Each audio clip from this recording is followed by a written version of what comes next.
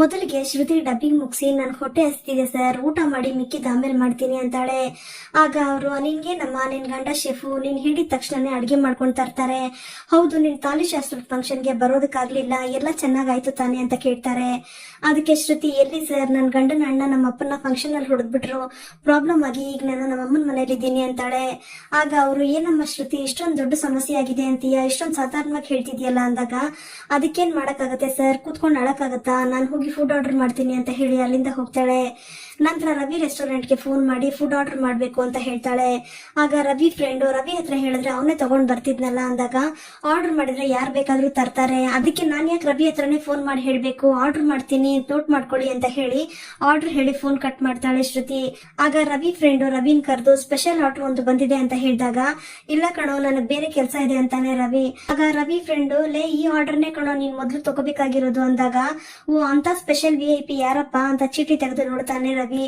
ಆಗ ಅವ್ರಿನ್ ಯಾರು ಇಲ್ಲ ಕಣೋ, ನಿನ್ ಹೆಂಡ್ತಿನೇ ಆರ್ಡರ್ ಮಾಡಿರೋದು, ತಗೋ ಅವ್ರು ಹೇಳಿರೋದು ರೆಡಿ ಮಾಡ್ಬಿಡು ಅಂತ ಹೇಳಿ ಹೋಗ್ತಾರೆ. ಈ ಕಡೆ ಮೀನಾ ಅಡಿಗೆ ಮಾಡಿ ಎಲ್ರನ್ನ ಊಟಕ್ಕೆ ಕರೀತಾಳೆ.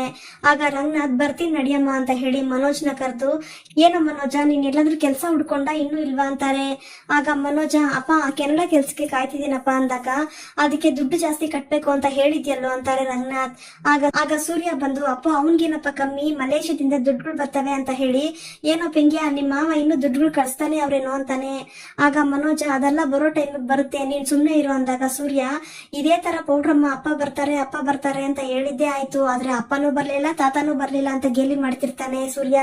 ಆಗ ರೋಹಿಣಿಗೆ ಕೋಪ ಬಂದು, ಮಾವ ಇವ್ರನ್ನ ಅಂತ ಅನ್ನೋವಾಗ್ಲೇ, ಗೊತ್ತು ಬಿಡು ಪೌಡ್ರಮ್ಮ, ಮಾವ ನಮ್ ಬಗ್ಗೆ ಇವ್ರನ್ನ ಮಾತಾಡೋದು ಬೇಡ ಅಂತ ಹೇಳಿ ಅಂತ ಅಷ್ಟೇ ತಾನೇ ನಿನ್ ಡೈಲಾಗು, ಅದನ್ನೇ ಎಷ್ಟ್ ಸಲ ಅಂತ ಹೇಳ್ತೀಯ ಅಂತಾನೆ ಸೂರ್ಯ. ಆಗ ರಂಗನಾಥ್, ಸೂರ್ಯ ಅಂದಾಗ, ಅಪ್ಪ ನನಗ್ ಗೊತ್ತಾಯ್ತು, ನನ್ ಹೊಟ್ಟೆಗಳು ಹಸಿದಿದೆ, ನಾನು ಹೋಗಿ ತಿಂತೀನಿ, ನೀವು ಬನ್ನಿ ಅಂತ ಹೇಳಿ ಅಲ್ಲಿಂದ ಹೋಗ್ತಾನೆ. ಆಗ ರಂಗನಾಥ್, ಲೇ ಮನೋಜ, ದುಡ್ಡು ಕೊಟ್ಟು ಪಡೆಯೋ ಕೆಲ್ಸನೇ ನಂಬ್ಕೊಂಡು ಸುಮ್ನೆ ಕೂತ್ಕೋಬೇಡ ಕಣೋ, ಇಲ್ಲೇ ಎಲ್ಲಾದ್ರೂ ಒಂದ್ ಒಳ್ಳೆ ಕೆಲ್ಸ ಹುಡ್ಕೋ ಅಂತಾರೆ. ಈ ಕಡೆ ಸೂರ್ಯ ಮೀನಾ ಹತ್ರ ಬಂದು, ನಾಳೆ 4 ಮದ್ವೆ ಹಾರದ ಆರ್ಡರ್ ಇದೆ ಅಂತ ಹೇಳಿದಾಗ, ಹೌದು ರೀ, ನಾನು ಆಮೇಲೆ ರಾತ್ರಿ ಎಲ್ಲ ಕಟ್ಬಿಡ್ತೀನಿ, ನಾಳೆ ಬೆಳಗ್ಗೆ ನೀವು ಹೋಗಿ ಆರ್ಡರ್ ಡೆಲಿವರಿ ಮಾಡ್ಬಿಡಿ ಅಂತಾಳೆ.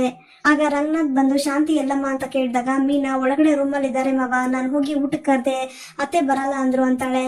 ಆಗ ರಂಗನಾಥ್ ಶಾಂತಿನ್ ಕರೆದು, ಯಾಕೆ ಶಾಂತಿ ಊಟಕ್ಕೆ ಬರಲ್ಲ ಅಂತ ಹೇಳಿದ್ಯಂತೆ ಅಂತ ಕೇಳಿದಾಗ, ಓ ಇವಳು ಹೇಳಿದ್ಲಾ, ಇವಳೇ ನಿಮ್ ಮನೆ ಯಜಮಾನಿನ ಕರ್ದಿದ ತಕ್ಷಣ ಬರೋದಕ್ಕೆ ಅಂತಾರೆ ಶಾಂತಿ. ಆಗ ರಂಗನಾಥ್, ಊಟಕ್ಕೆ ತಾನೇನೆ ಕರ್ದಿದ್ದು, ಬಾ ಊಟ ಮಾಡೋಣ ಅಂದಾಗ, ನನಗ್ ಊಟ ಬೇಡ ಅಂತಾರೆ.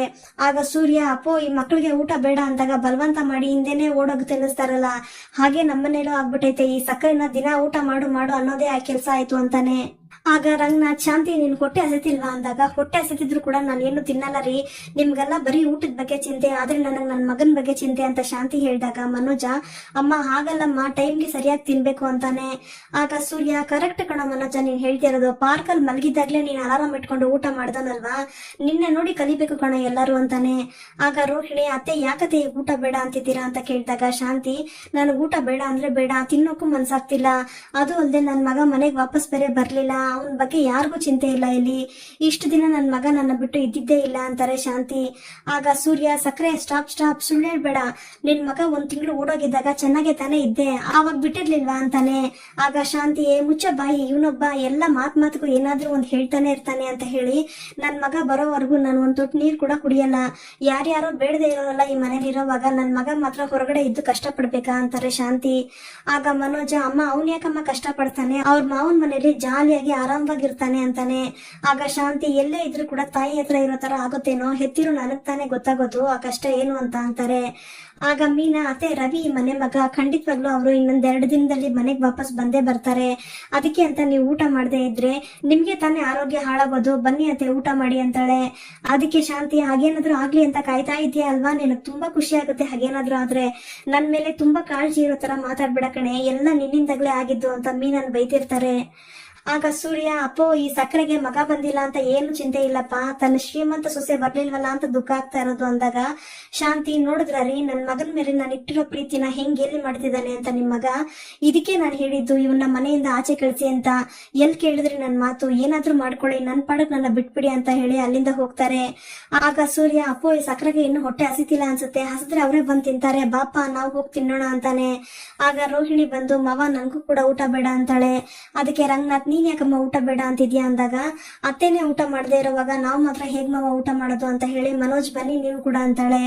ಆಗ ಮನೋಜ್ ರೋಹಿಣಿ ಅಮ್ಮ ಆಮೇಲೆ ಊಟ ಮಾಡ್ತಾರೆ, ನಾವೀಗ್ಲೇ ಊಟ ಮಾಡೋಣ, ನನ್ಗೆ ತುಂಬಾ ಹೊಟ್ಟೆ ಹಸ್ತಿದೆ ಅಂದಾಗ ಏನ್ ಮನೋಜ್ ಹೇಳ್ತಿದ್ದೀರಾ, ಅಲ್ಲಿ ನಿಮ್ಮಮ್ಮ ಊಟ ಮಾಡದೆ ಕೂತಿದ್ದಾರೆ, ಬೇರೆಯವ್ರಿಗೆ ಚಿಂತೆ ಇಲ್ಲ ಅಂದ್ರೆ ನಿಮ್ಗೆ ಕೂಡ ಚಿಂತೆ ಇಲ್ವಾ, ನಾವು ಹಾಗೆ ಇರೋದಕ್ಕಾಗತ್ತಾ, ಬನ್ನಿ ಅಂತ ಹೇಳಿ ಹೇಳ್ಕೊಂಡು ಹೋಗ್ತಾಳೆ.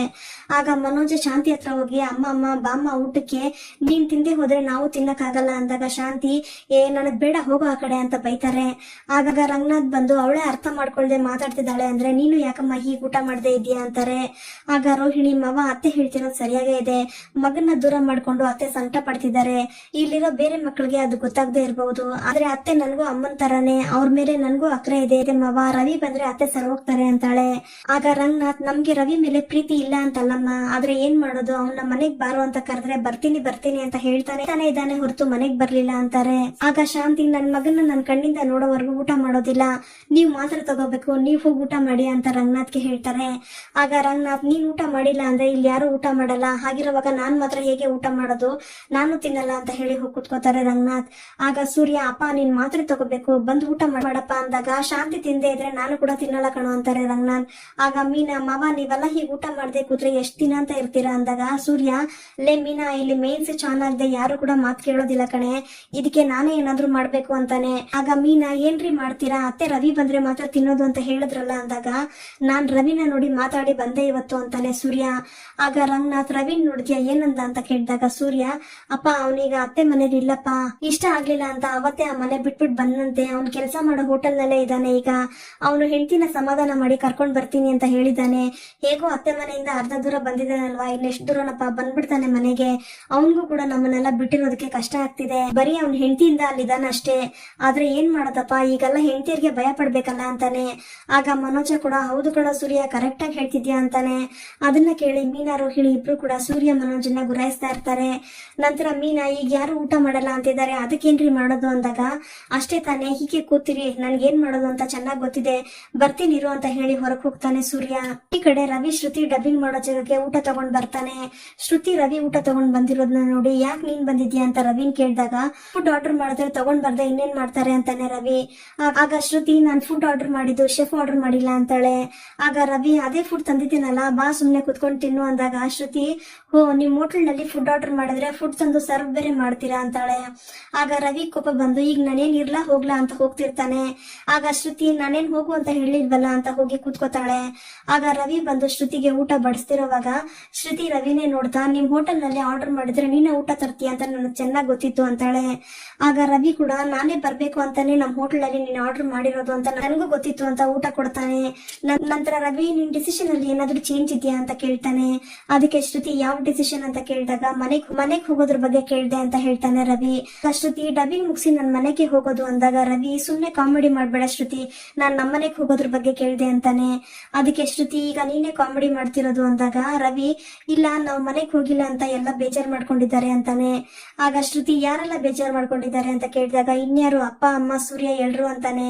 ಆಗ ಶ್ರುತಿ ಓಹೋ ಸೂರ್ಯನ್ ಕೂಡ ಬೇಜಾರಾಗತ್ತಾ ಅಂದಾಗ ಬೇಜಾರಾಗಿದ್ದಕ್ಕೆ ತಾನೇ ನೆನ್ನೆ ನಾನ್ ಕೆಲಸ ಮಾಡೋ ರೆಸ್ಟೋರೆಂಟ್ ಹತ್ರ ಬಂದು ಮಾತಾಡ್ಬಿಟ್ಟು ಹೋದ ಅಂತಾನೆ ರವಿ. ಆಗ ಶ್ರುತಿ ಏನ್ ಮಾತಾಡಿದ್ರು ಅಂತ ಕೇಳಿದಾಗ ಗೊತ್ತಿಲ್ಲದೆ ತಪ್ಪಾಯ್ತು ಮನೆಗ್ ಬನ್ನಿ ಅಂತ ತುಂಬಾ ಬೇಜಾರ್ ಮಾಡ್ಕೊಂಡ ಅಂತಾನೆ. ಆಗ ಶ್ರುತಿ ನಿನ್ನ ಹತ್ರ ಬಂದ್ ಫೀಲ್ ಮಾಡ್ಕೊಂಡ್ರೆ ಏನ್ ಪ್ರಯೋಜನ, ನನ್ಗೂ ಮನೆಗ್ ಬಾ ಅಂತ ಕರೆಯೋದಕ್ಕೆ ಅಂತ ಬಂದಿದ್ರು ಅಂತಾಳೆ. ಅದಕ್ಕೆ ರವಿ ಯಾರು ಅಂತ ಕೇಳಿದಾಗ ಮೀನಾ ಅವ್ರು ಬಂದಿದ್ರು ಅಂತಾಳೆ ಶ್ರುತಿ. ಆಗ ರವಿ ಅದಕ್ಕೆ ಬಂದಿದ್ರ ಏನ್ ಹೇಳಿದ್ರು ಅಂತ ಕೇಳಿದಾಗ ನಿಮ್ಮ ಅಪ್ಪ ಮಾಡಿದ್ದು ತಪ್ಪು ತಾನೆ, ಅದನ್ನ ಮಾತ್ರ ಯಾಕೆ ನೀವ್ ಕೇಳಲಿಲ್ಲ ಅಂದ್ರು. ಅವ್ರು ಹೇಳಿದ್ದು ಸರಿಯಾಗೇ ಇತ್ತು ರವಿ, ಅವ್ರ ಗಂಡ ತಪ್ಪು ಮಾಡಿದ್ದಕ್ಕೆ ಅವ್ರು ಬಂದು ನನ್ನ ಹತ್ರ ಬಂದು ಸಾರಿ ಕೇಳಿದ್ರು ಅಂತಾಳೆ ಶ್ರುತಿ. ಆಗ ರವಿ ಏನೇ ಆದ್ರೂ ಕೂಡ ಅದಕ್ಕೆ ಯಾಕೆ ಸಾರಿ ಕೇಳ್ಬೇಕು ಅಂದಾಗ ಶ್ರುತಿ ಹಾ ಇನ್ನೇನ್ ಮಾಡಕ್ಕಾಗತ್ತೆ, ಕೆಲವ್ರಿಗೆ ಸಿಗೋ ಗಂಡಂದ್ರೆ ಹಾಗೆ ಹೆಂಡತಿನೇ ಕಷ್ಟ ಪಡ್ಬೇಕಾಗತ್ತೆ ಅಂತ ರವಿ ನೋಡ್ಕೊಂಡು ಹೇಳ್ತಾಳೆ. ಅದಕ್ಕೆ ರವಿ ಈಗ ನೀನ್ ಅವ್ರ ಬಗ್ಗೆ ಹೇಳ್ತಿದ್ಯಾ ಇಲ್ಲ ನಿನ್ ಗಂಡನ ಬಗ್ಗೆ ಹೇಳ್ತಿದ್ಯಾ ಅಂದಾಗ ನಾನು ಯಾರ ಬಗ್ಗೆನೂ ಹೇಳಲಿಲ್ಲ, ಜನರಲ್ ಆಗಿ ಹೇಳ್ದೆ ಅಷ್ಟೇ, ಮ್ಯಾರೇಜ್ ಲೈಫ್ ಅಂದ್ರೇನೆ ಹೀಗೆ ಇರುತ್ತೆ ಅನ್ಸುತ್ತೆ ಅಂತಾಳೆ ಶ್ರುತಿ. ಆಗ ರವಿ ಹೌದು ಸಿಂಗಲ್ ಆಗಿರೋವರೆಗೂ ಯಾವ ಪ್ರಾಬ್ಲಮ್ ಇರ್ಲಿಲ್ಲ, ಮದ್ವೆ ಆದ್ಮೇಲೆ ಒಂದು ಟಾರ್ಚರ್ ಬಂದು ನನ್ನ ತಲೆ ಮೇಲೆ ಕೂತಿದೆ ಅಂದಾಗ ಶ್ರುತಿ ಟಾರ್ಚರ್ ಅಂತ ನೀನ್ ನನ್ನ ತಾನೇ ಹೇಳಿದ್ದು ಅಂತ ಕೇಳ್ತಾಳೆ. ಅದಕ್ಕೆ ರವಿ ಇಲ್ಲಪ್ಪ ನಾನು ಜನರಲ್ ಆಗಿ ಹೇಳಿದ್ದು ಅಂತ ಇಬ್ರು ನಗ್ತಾರೆ. ನಂತರ ರವಿ ಬಿಸಿ ಆರೋಗುತ್ತೆ ಬಾ ಮೊದ್ಲು ಊಟ ಮಾಡು ಅಂತ ಹೇಳಿದಾಗ ಶ್ರುತಿ ಹೋಗಿ ರವಿ ಕೂಗ್ ಸೇರಿಸಿ 2 ತಟ್ಟೆ ತಂದು ನೀನು ತಿಂದಿರಲ್ಲ ಅಂತ ನನಗೆ ಚೆನ್ನಾಗ್ ಗೊತ್ತು, ಬಾ ಊಟ ಮಾಡೋಣ ಅಂತ ಹೇಳಿ ಇಬ್ರು ಖುಷಿಯಾಗಿ ಊಟ ಮಾಡ್ತಾರೆ. ನಂತರ ಶ್ರುತಿ ಹೌದು ರವಿ ಸೂರ್ಯ ಅವ್ರು ಬಂದು ಕರೆದ್ರು ಆದ್ರೂ ನಾನು ಹೋಗ್ಲಿಲ್ಲ ಅಂತ ಹೇಳ್ದಲ್ಲ, ನೀನ್ ಮನೇಲೆ ಇದ್ದೀಯ ಅಂತ ನಾನು ಅನ್ಕೊಂಡಿದ್ದೆ ಅಂದಾಗ ಇಲ್ಲ ಶ್ರುತಿ ನಾನು ರೆಸ್ಟೋರೆಂಟ್ ಅಲ್ಲೇ ಇದ್ದೀನಿ, ನೀನ್ ಯಾವಾಗ ಮನೆಗೆ ಬರ್ತೀನಿ ಅಂತೀಯೋ ನಾನು ಅವಾಗ್ಲೇ ಮನೆಗೆ ಹೋಗ್ತೀನಿ ಅಂತಾನೆ ರವಿ. ಅದನ್ನೇ ಕೇಳಿ ಶ್ರುತಿ ತುಂಬಾ ಖುಷಿ ಪಡ್ತಾಳೆ. ಈ ಕಡೆ ಹೊರಗಡೆ ಹೋಗಿದ್ ಸೂರ್ಯ ದೊಡ್ಡ ಬಕೆಟ್ ತುಂಬಾ ಪೀಸ್ ಪಲಾವ್ ತರ್ತಾನೆ. ಅದನ್ನ ನೋಡಿ ಮನೋಜ, ಅಲ್ಲಿ ಸೂರ್ಯ ಏನು ನಿನಗ್ ಮಾತ್ರ ಏನು ದೊಡ್ಡದಾಗಿ ತಂದಿದ್ಯಾ ಅಂತ ಕೇಳಿದಾಗ, ನನಗ್ ಮಾತ್ರ ಅಲ್ಲ ಕಣೋ, ಎಲ್ರಿಗೂ ತಂದಿದ್ದೀನಿ, ಹೋಗಿ ಎಲ್ರನ್ನ ಕರ್ಕೊಂಡ್ ಬಾ ಊಟಕ್ಕೆ ಅಂತಾನೆ. ಆಗ ಅಲ್ಲಿಗೆ ಮೀನಾ ಬಂದು, ರೀ ಮನೇಲೆ ಅಡ್ಗೆ ಮಾಡಿ ತಿಂತಾನೆ, ಇದನ್ನೆಲ್ಲ ಯಾಕ್ರಿ ತರಕ್ ಹೋದ್ರಿ ಅಂದಾಗ, ಸಕ್ಕರೆ ಊಟ ಮಾಡ್ಬೇಕು ತಾನೆ, ಈಗ ನೋಡಿ ಹೇಗ್ ಬಂದು ಊಟ ಮಾಡ್ತಾರೆ ಅಂತ ಹೇಳಿ ಡೈನಿಂಗ್ ಟೇಬಲ್ ಮೇಲೆ 2-3 ಬಾಳೆ ಎಲೆ ಹಾಕಿ ಅದ್ರ ಮೇಲೆ ಪೀಸ್ ಪಲಾವ್ ಮತ್ತೆ ಪನ್ನೀರ್ ಎಲ್ಲ ಹಾಕಿ ರೆಡಿ ಮಾಡ್ತಿರ್ತಾನೆ. ಅದನ್ನ ನೋಡಿ ಶಾಂತಿ ಮತ್ತೆ ರೋಹಿಣಿ ಬಾಯಲ್ಲಿ ನೀರ್ ಬರ್ತಿರುತ್ತೆ. ಇಲ್ಲಿಗೆ ಈ ಸಂಚಿಕೆಯ ವಿಡಿಯೋ ಮುಕ್ತಾಯವಾಗುತ್ತದೆ. ಈ ವಿಡಿಯೋ ನಿಮ್ಗೆ ಇಷ್ಟ ಆಗಿದ್ರೆ ಪ್ಲೀಸ್ ಲೈಕ್ ಮಾಡಿ, ಸಬ್ಸ್ಕ್ರೈಬ್ ಮಾಡಿ. Thank you.